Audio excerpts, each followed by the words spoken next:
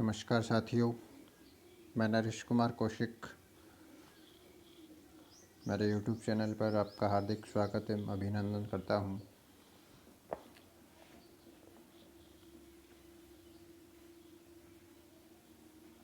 मैंने पिछले वीडियो में B.Ed सेकेंड ईयर और SS सेकेंड ईयर शिक्षा शास्त्री सेकेंड ईयर का सब्जेक्ट पर्यावरणीय शिक्षा एनवायरमेंटल एजुकेशन की प्रथम यूनिट का टॉपिक इकोलॉजी एंड इकोसिस्टम, पारिस्थितिकी एवं पारिस्थितिकी तंत्र, जिसमें हमने इकोलॉजी के बारे में अध्ययन किया था।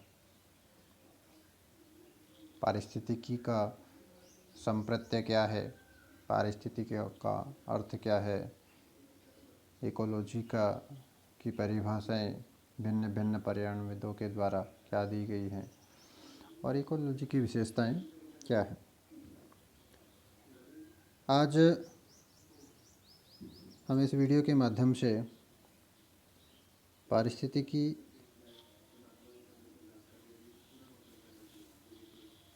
का जो अध्ययन क्षेत्र है, area of study of ecology, types of ecology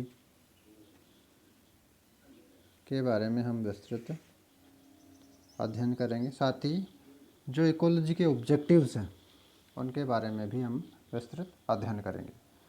इस प्रकार से पिछले वीडियो और इस वीडियो की अंतर्गत हमारी इकोलॉजी वाला पार्ट है वो कंप्लीट कवर हो जाएगा। तो आइए चलते हैं हम काइंड्स ऑफ इकोलॉजी, पारिस्थितिकी के प्रकार। दोस्तों, पारिस्थितिकी का क्षेत्र अत्यंत विशाल है। बहुत सारे इसके प्रकार हैं, बहुत सारे विशेष विषयक आयाम भी हैं, जिससे इसकी पाठ्य वस्तु और अध्ययन क्षेत्र अत्यंत विशाल है। इसमें जीव विज्ञान विषयों को भी शामिल किया गया है, भौतिकी को शामिल किया गया है, रसायन, भूगोल, गणित, समाजशास्त्र, मानव शास्त्र, जलवायु विज्ञान आदि आदि सभी को सम्मिलित किया गया है। अध्ययन क्षेत्र की दृष्टि से अगर हम देखें तो कुछ प्रकारों के माध्यम से हम इसको जानने का प्रयास करेंगे।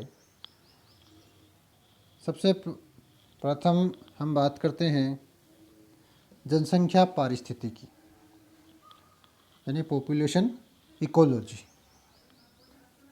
अब जैसा कि नाम से हम विदित है कि जनसंख्या पारिस्थितिकी के अंतर्गत इसका जो अध्ययन क्षेत्र है वो इस रूप में हम समझ सकते हैं कि जीवधारियों की आबादी कितनी है, जीवधारियों की आबादी में कितनी अभिवृद्धि हुई, उसका क्या स्वरूप है, उसका नियंत्रण का क्या स्वरूप है।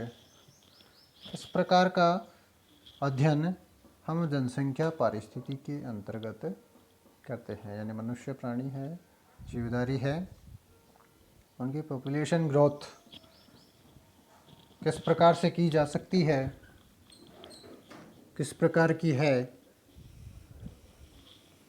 इसका अध्ययन हम पॉपुलेशन इकोलॉजी के अंतर्गत करते हैं।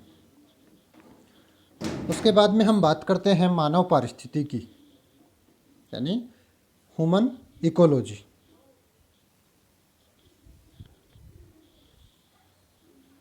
दोस्तों, ह्यूमन इकोलॉजी के अंतर्गत हम मानव और उसके वातावरण के जो आपसी संबंध हैं तथा मनुष्य का जो प्रभाव है और मनुष्य के लिए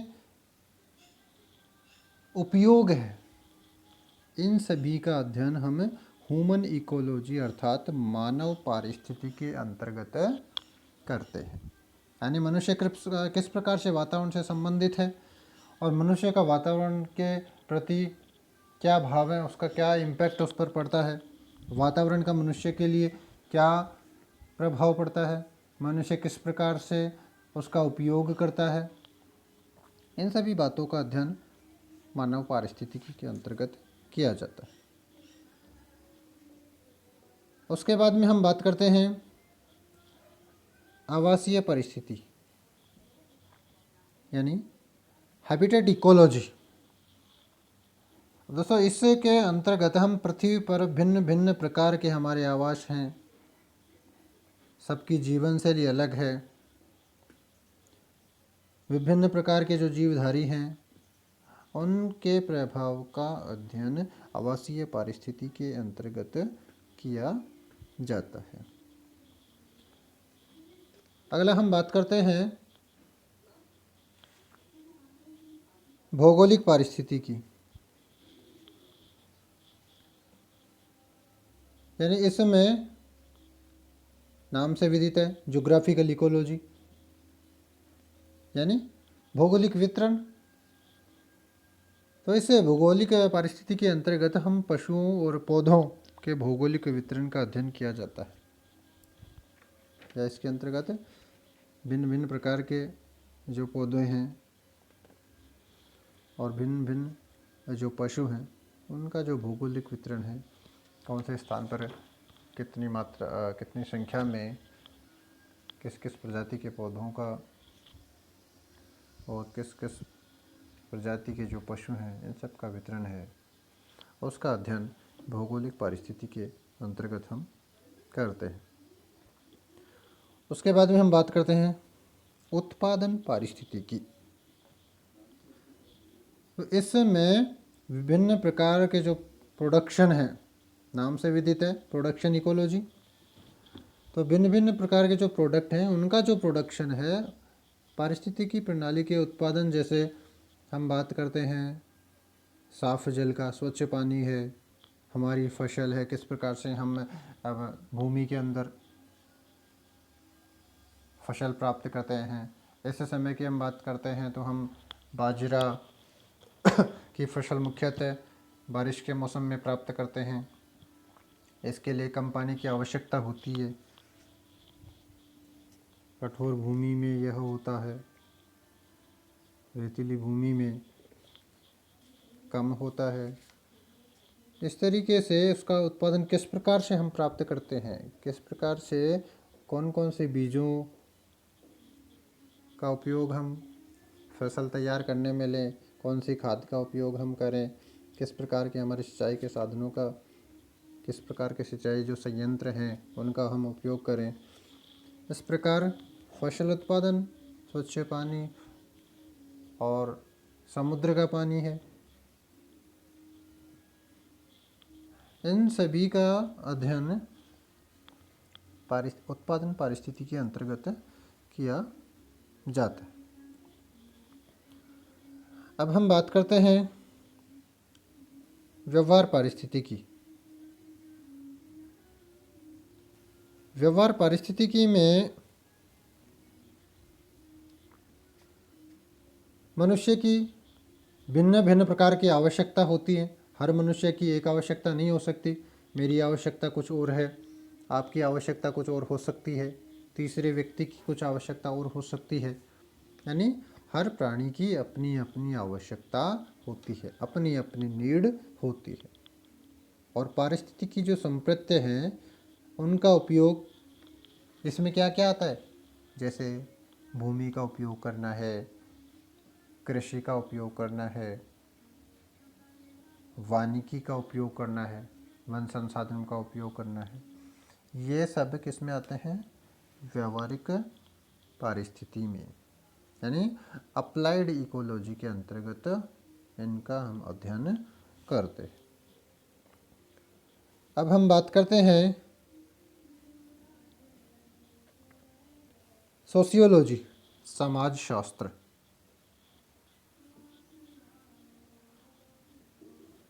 अब समाजशास्त्र के बारे में तो आप नाम से विदित हो गए होंगे कि समाजशास्त्र क्या होता है। वह विज्ञान या वह शास्त्र जिसमें समाज का अध्ययन किया जाता है। इसी तरीके से समाजशास्त्र के अंतर्गत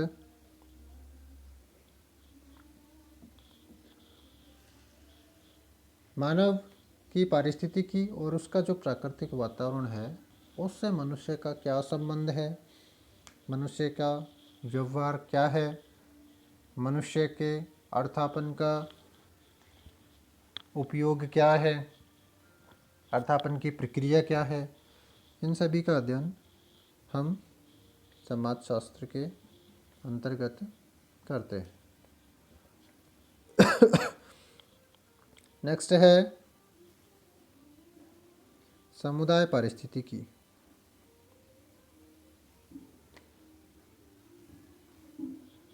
समुदाय पारिस्थितिकी यानी कम्युनिटी इकोलॉजी। इसमें हम पशुओं के स्थानीय वितरण का विभिन्न आवासों में अध्ययन करते हैं। और अंतिम है सौर ऊर्जा पारिस्थितिकी। सौर ऊर्जा पारिस्थितिकी यानी रेडिएशन इकोलॉजी।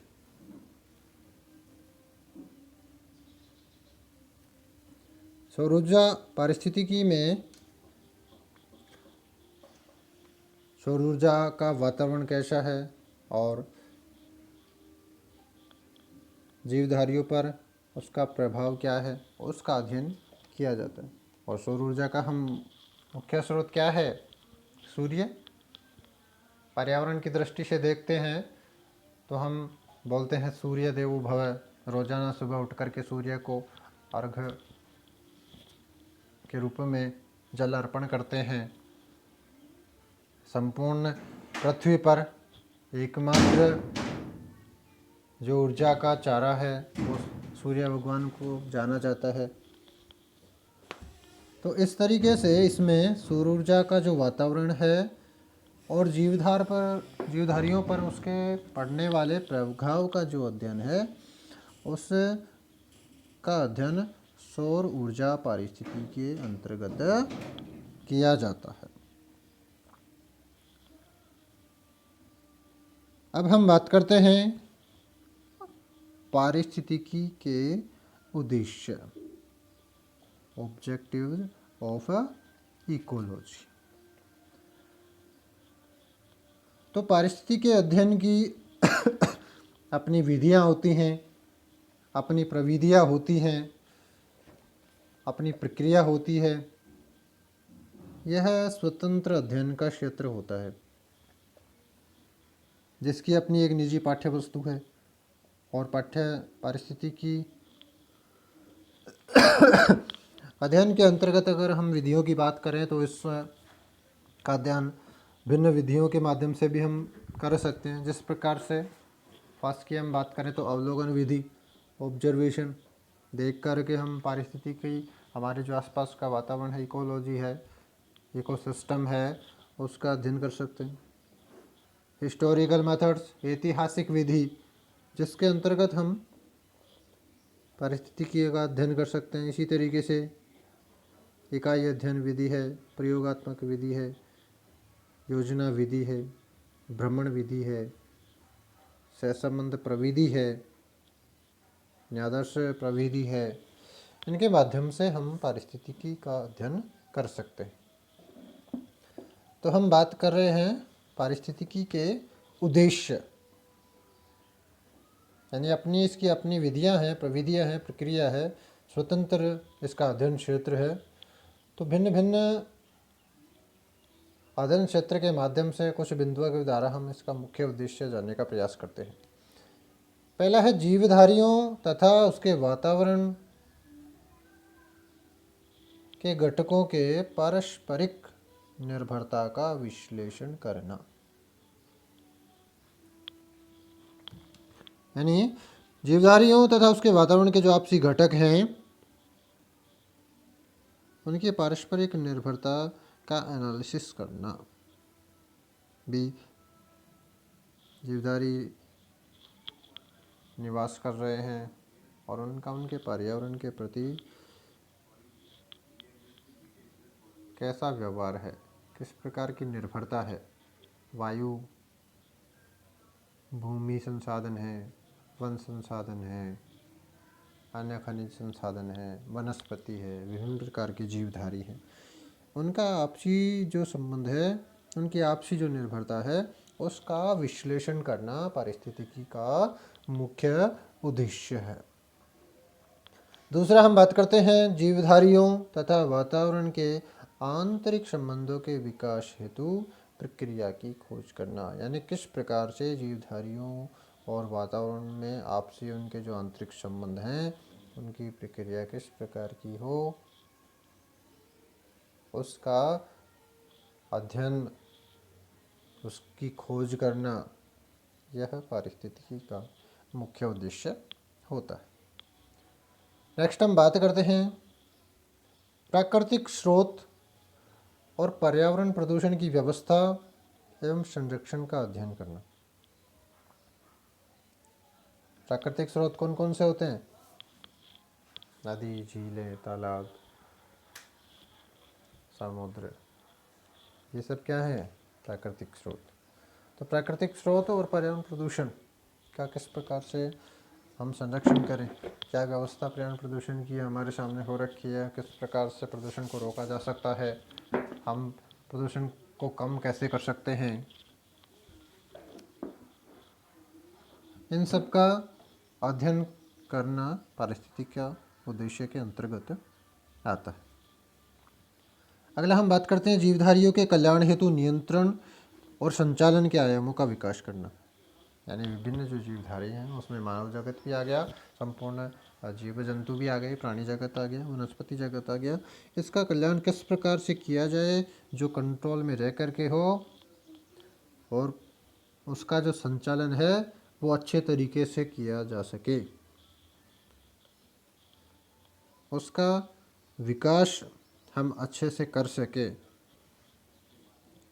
संपूर्ण पृथ्वी पर हम और हमारे पर्यावरण के बीच में जो निर्भरता है, उसका जो बैलेंस है, उसको बराबर मात्रा में हम रख सकें ताकि आने वाली पीढ़ी के लिए भी हम बहुत सारे रिसोर्स छोड़ सकें। तो ऐसा जो विकास है वो प्रॉपर रूप में हम हमारे वातावरण के साथ में कर सकें, उसका अध्ययन का, उसके विकास का उद्देश्य पारिस्थितिकी के उद्देश्य में आता है। और अगला हम बात करते हैं जीवधारियों तथा उसके वातावरण के संबंध का अध्ययन करना, यानी विभिन्न प्रकार के जो जीवधारी हैं उनका उनके वातावरण के साथ में किस प्रकार का संबंध है, उसका अध्ययन पारिस्थितिकी के अंतर्गत किया जाता है। इसी तरीके से पर्यावरण के जो विभिन्न प्रकार के घटक हैं, उनके संबंध हैं, उनके गणितीय प्रतिमान हैं, उनका विकास करना है, जैसे उसके प्रभावों की जो प्रणाली है उसका एनालिसिस हम कर सकें, उसका विश्लेषण कर सकें और उसके आधार पर हम भविष्यवाणी कर सकें कि ये रिसोर्सेज कितने समय तक सुरक्षित रह पा रहे हैं, क्या हम इनको किस प्रकार से सुरक्षित आने वाली पीढ़ी के लिए रख सकते हैं। इस प्रकार के अध्ययन का उद्देश्य पारिस्थितिकी उद्देश्य के अंतर्गत आता है। दोस्तों, इस वीडियो के अंतर्गत हमने पारिस्थितिकी के जो प्रकार हैं उसका अध्ययन क्षेत्र है और पारिस्थितिकी के जो ऑब्जेक्टिव्स हैं, उद्देश्य हैं, उसके बारे में हमने विस्तृत चर्चा की है। इस प्रकार से आशा है कि आप लोगों को ये वीडियो समझ आया होगा। आप सभी के सुझाव आमंत्रित हैं और अगर ये वीडियो आपको पसंद आए तो वीडियो को लाइक करें, चैनल को सब्सक्राइब करें और अपने जो अमूल्य सुझाव हैं वो कमेंट बॉक्स में देते रहें। धन्यवाद आप सभी का। इसी तरीके से आप हमारे चैनल पर विजिट करते रहें। पुनः